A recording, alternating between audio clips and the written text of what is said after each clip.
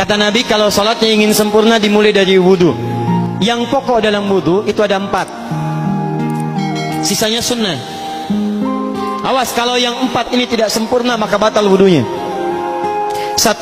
Faghsilu wujuhakum, basuh wajahnya. Kalau disebutkan wajah dalam bab wudu, itu tidak ada yang lain kecuali bagian tampak muka. Gitu ya. Kalau yang punya jenggot, itu termasuk janggutnya di selai-selai. Sifat wudu cuma ada 3. 1, pakai keran. 2, pakai gayung. 3, air yang mengalir. Ya, seperti di sungai ada air mengalir itu nggak ada masalah. Tapi kalau menggunakan gayung atau semisalnya, Nabi itu diriwayatkan dalam hadis itu sangat menghemat air. Bahkan pernah beliau kemudian berwudu, kalau kita kemudian hitung, itu hanya sejumlah Pak, seaqua gelas Pak, cukup. Atau yang kedua, menggunakan keran ya. Kalau sekarang kita ada keran, contoh ini kerannya. Ya, kerannya agak tinggi sedikit. Dan kita sesuaikan. Ambil airnya. Misal contoh, ghosala. Ghosala itu bukan ditumpahkan, ambil air, tumpahkan di tempat yang akan dibasuh gini. Yang telunjuk itu kemudian menghapus atau menghilangkan kotoran di sela-sela mata, contoh. Yang jempol menghilangkan kotoran di sela-sela telinga bagian belakang di sini. Ya. Kalau misalnya saya mulai ambil airnya, kemudian saya tumpahkan di sini. Yang telunjuk membersihkan di jari-jari di sini, di sela-sela mata. Yang jempol kemudian membersihkan di sela-sela di bawah telinga sini. Kemudian diselesai, selesai. 1.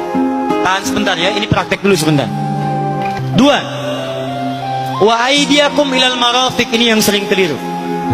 Dan tangan sampai siku.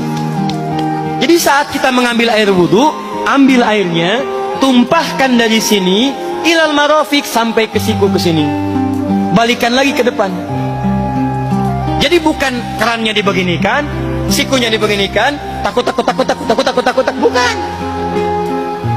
Jadi bukan siku diteruskan ke bawah. Yang tepat itu ambil airnya, kemudian basuh dari sini sampai dengan ke sikunya. Hati-hati, ini ada maknanya. Dan jika benar di hadis Muslim, jika orang wudunya benar seperti ini, maka bersamaan dengan jatuhnya air wudu itu, jatuh pula dosa-dosa dan kotoran yang melekat pada anggota tubuhnya. Tidak cukup dengan amin, nanti kita lihat dulu. Tangan selesai, pindah kemana? Bukan ke rambut, tapi kepalanya. Semua manusia yang hidup pasti punya kepala. Tapi kalau yang diusap rambutnya, ada ketidakadilan, karena tidak semua orang punya kepala, punya rambut. Tuh. Nah sekarang lihat sini. Ketika kita diminta mengusap kepala, bahasanya masaha. Masaha itu begini. Nih saya punten. Bismillah. Gini ya. Ambil airnya, tumpahkan, baru kemudian diusapkan ke kepalanya. Paham ya? Kalau yang ghosala, ambil, tumpahkan di tempat yang akan dibasuh. Tapi kalau masaha, hati-hati. Ambil airnya, tumpahkan, baru diusap. Jadi bukan diambil air, itu batal wudunya. Tidak sah. Harus diulang. Terakhir kaki. Kaki dibasuh sampai dengan bagian mata kakinya, dan ini tidak perlu saya terangkan karena mudah bagi kita untuk mempraktekannya. Tapi yang ingin saya jelaskan satu ini saja. Perhatikan baik-baik. Yang 4 ini wajib wudu. Tambahannya sunnah. Niat dimasukkan dalam wajibnya. Lihat sini. Kumur-kumur sunnah. Telinga sunnah. Istinsyak sunnah. Yang 4 ini wajib. Tapi terlepas dari wajib dan sunnahnya, perhatikan baik-baik. Kenapa ini disebut dengan wudu? Dan hebatnya Al-Quran mengistilahkannya dengan taharah. Taharah. Apa itu taharah? Apa itu suci? Taharah. Apa itu taharah? Suci. Apa itu suci? Taharah.